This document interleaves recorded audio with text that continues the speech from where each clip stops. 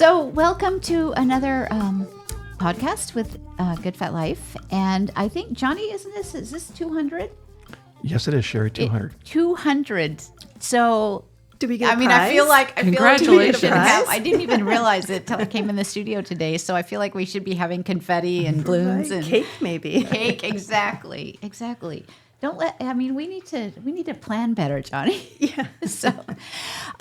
So yes, I have two very special guests today, and they're going to tell us about a very cool event that's happening in our community. It's the Hartland Art Walk.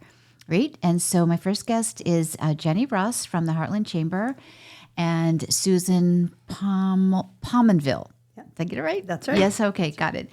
And she is the artist behind the mural that is kind of gracing everything and pulling this all together. So welcome.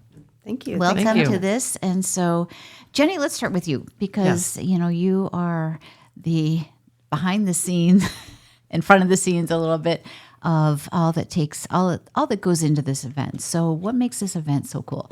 Well, it's the second annual, and so we started this last year. And what's really cool about it is it is truly a community event because it is through the Partners in Progress or Hartland Living, which includes the library, the chamber, the township, and the schools working together to put this event on. So it's really cool that it's a community event. It's not just one of those four entities. It's all of us working together to put art around and in the community. Some of it only for a couple of weeks and some of it permanently. So let's talk about that. And I've been the board from the Hartland board. I'm the contributing member, if you will. Right. I'm not sure what the official title is, but it's been really, you're right. It's been amazing to see these different organizations in the community show up, and everybody's bringing their brilliance to the event. So let's talk a little bit about, kind of some of the components. So there was a community people, was it all ages, could submit art that they wanted to put around in the different businesses, right? Correct. We asked some of the businesses to sponsor artwork, and we have over 30 area businesses that are part of that. And then there are also a category for the students, kindergarten through 12th grade. And they can submit their artwork, and it's wonderful that we have artwork from kindergartners all the way up to some gentlemen have submitted their woodworking art that are over the 80 years old. Yeah, I love that. It was really fun to see all these things and just people's creativity. So, Yes. so Susan, let's talk about your piece. So tell me how that came about and how you got involved. Yeah, so I got a call from Emma Lynn, and every year they try to have a permanent installation piece. And so this year they were looking to do a mural in the village of Hartland. So she had seen my artwork and called and said, "Hey, would you want to do a mural?" And I'm like, maybe. So we talked a little more and kind of checked out some different locations, and I agreed to do it. And what she wanted to do was really celebrate art throughout Livingston County. So that was kind of some of the first concepts were like, all right, how do we kind of celebrate art throughout the county? And as I thought about it more and more, I thought, gosh, this is the village of Hartland, and I always do research. So I talked to some people, what do you know about Hartland and the village of Hartland? And they're like, where's the village of Hartland? So that was one thing that kind of stood out to me, like we need to celebrate where the village is and like the great things that are around it. So really there's two parts to the mural right now. There's the actual mural itself, which says welcome to the village of Hartland prominently, with a lot of different pieces inside of that kind of tell about what's cool around the village of Hartland. And then there's also a QR code. So that's like the start of, it takes you to explore Brighton Howell area's website and takes you to art throughout Livingston County. So that kind of is our way of celebrating art throughout Livingston County, because it tells about, like, Howell has a lot of great murals. So on their site, it tells about the murals in Howell and those artists and some of the background behind the art in Brighton and Howell. So so that's very cool, and I love the way the dots are kind of connected, right? Mm-hmm. It's kind of like what do you say? And not an adventure, but that you can start here Yes. and then you can go here, and you just it's a really fun thing to do as an outing or an adventure, and with your family.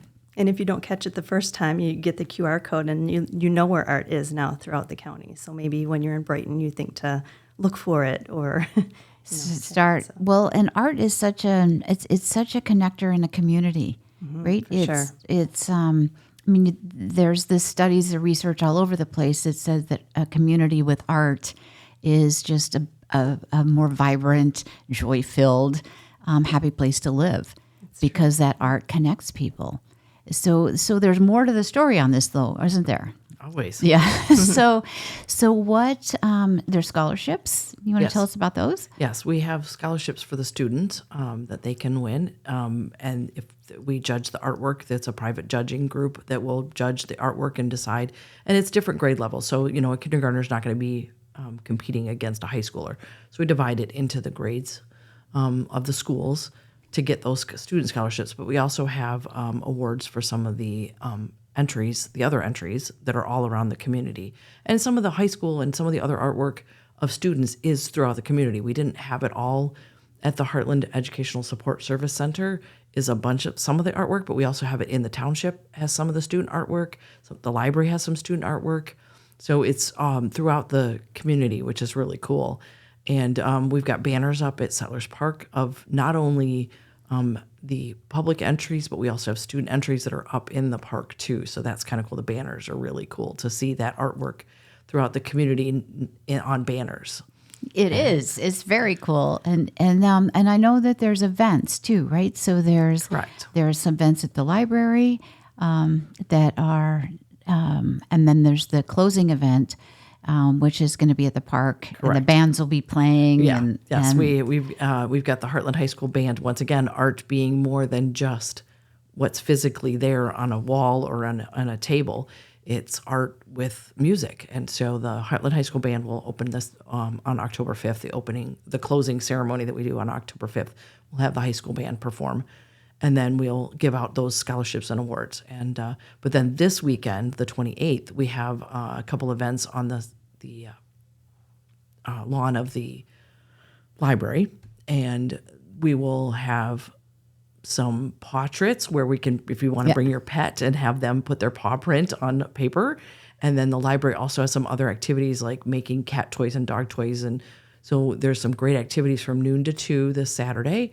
And then we're also encouraging people to go from the library. There is a path that goes all the way through to Settlers Park. Okay, So we're that's encouraging you to take your pet with you. After you get your paw print done, you go walk the path and go see some of the artwork. And it's really cool way to have a great Saturday afternoon. Right, and the days have been so gorgeous, right? They've just been beautiful fall days. Yes. And then something that I had learned, I'd never heard before, was the geocaching. Yes. Right? So there's the geocaching event in Settlers Park, and Yes. That is cool. Yes, and you that could they do can this, go find the right? geocache. Yes, and geocache is something that's all over the nation. Yeah. So it's really cool that you can find a geocache that is specific to the art walk that's right there in Settlers Park. And if you're a new or seasoned geocacher, it's available to find. It doesn't matter. Yeah, it was like, oh my gosh, this would be so much fun to do with kids. Yes. Right? When you're looking for something to get them away from their media. Right. Right? Right. And outside doing stuff. So Susan, I know that you have, you're very involved with the nonprofit world and supporting others. So can you tell us about that? Sure. So when I started painting, I was kind of going through a time where I was looking for what can I do to really make a difference, like at the same time. And an opportunity came up for me to work with a nonprofit. And I thought, what a great way, to kind of give back. So what I did was, this was for the Earl Farm Foundation, was really the first big Earl Farm? Earl Farm Foundation. And what they do is they provide beef to all of the local food pantries. Oh, okay. Because that's something that the food pantries don't often ever have. Like if they get it, they immediately run out. So this was a need. So they were having a big fundraising event. And so, in the back of my mind, I was thinking really two things. How do I use my art to do more good? Sure. And then secondly, it was a time where we're kind of all it was right after COVID. And so we were all feeling very isolated. Like, what can I do to remind everyone that we are really connected in some way? And so what I decided to do was a huge 8-foot by 4-foot painting. And so this painting was made up of 100 individual canvases. Can't even imagine. Yeah. So, Yeah. I mean, it was really fun to put together, but nerve-wracking at the same time. Like, is it going to work? So like little things, I have an 8-foot by 4-foot sheet that I was going to put all the canvases on. And then I'm thinking, gosh, if there's room between the canvases, 100 of them, is it actually going to fit on the sheet? So it did. So what I did was all different sizes. So the thought is we have donors of all different levels. So there's some bigger canvases, and then there's some little small canvases. So you can kind of choose your price range of what you think you might want, to give to the organization. So I painted this party. The fundraiser was actually inside of a sunflower field. And so my painting, I decided to do a painting full of sunflowers. So they're kind of just abstract color and sunflowers all over these 100 canvases. So it was the whole painting was one enormous field of sunflowers. But then each individual canvas had like either a little sunflower or a piece of abstract sunflower on it. So we auctioned all of those, or sold all of those pieces. So that raised like $24,000 Oh for my the gosh. Farm Foundation. So I bet that it's was a good stunning, start. though. Doesn't Yeah. it, Jenny? Can you just see that? Just had to be stunning. Yeah, well, I think So- on the card that you have there, it shows one of the Like flowers. one of the flowers. Yeah. Yeah. It's gorgeous. And so, how would you describe your art? It's So it's abstract, but I really do like intuitive abstract. that was is the my word you used. process. Yeah, I love Yeah. that. So really what that means is I start in kind of a very meditative state, I'll say. So it's just kind of quieting my mind and not really, no judgment, literally I throw paint at the canvas. Okay. So I'll start like, just thinning the paint down and just throwing it, which is very therapeutic. Yeah. Oh, but your pictures, the paintings that come from that are literally stunning. No, thank you. They I appreciate are, that. But it's a great joy for me to create them. And really I found, so I only paint, well, pretty much only with a palette knife too. And so instead of a brush, like when you paint with a brush, it kind of covers up whatever paint was underneath. And when you paint with a palette knife, it leaves like where there's any texture of paint, it leaves like a little bit of that under layer showing through. So that's kind of what I love about, using a palette knife is that you kind of get all of those layers that you see building up, and you don't get too tight with it, so there's a lot of got energy in that- that. Yeah, that's a great way to describe it. Your work is just so full of energy. Well, thank right? you. And it just Yeah. makes you feel good. Yeah. Right. Well, and I So- often paint outside too. That's something that nature, gives me great inspiration, I guess. So To do- you'll see, like I have videos of all of my work. Like when I first started, I'm like, gosh, what did that layer look like? So I started setting up a camera just for myself to kind of like, what was that process to remember? But then I found that people kind of like to watch those videos and the process videos too. And then the light outside is always beautiful for painting instead of studio light. So either summer or winter, all seasons I go outside and paint. Oh my gosh, that's fascinating. It's fun. That is fascinating. So the work that you do just gives back. I mean, so you have this beautiful work that you create. That we've got this mural in Hartland now, and where is it? So it is right in the heart of, if you drive through the village of Hartland, you can't miss it. Right. It's north on Main Street or Avon Street, just north of Krause Road. Okay. And so if you go north on Krause Road toward the library, you'll see it.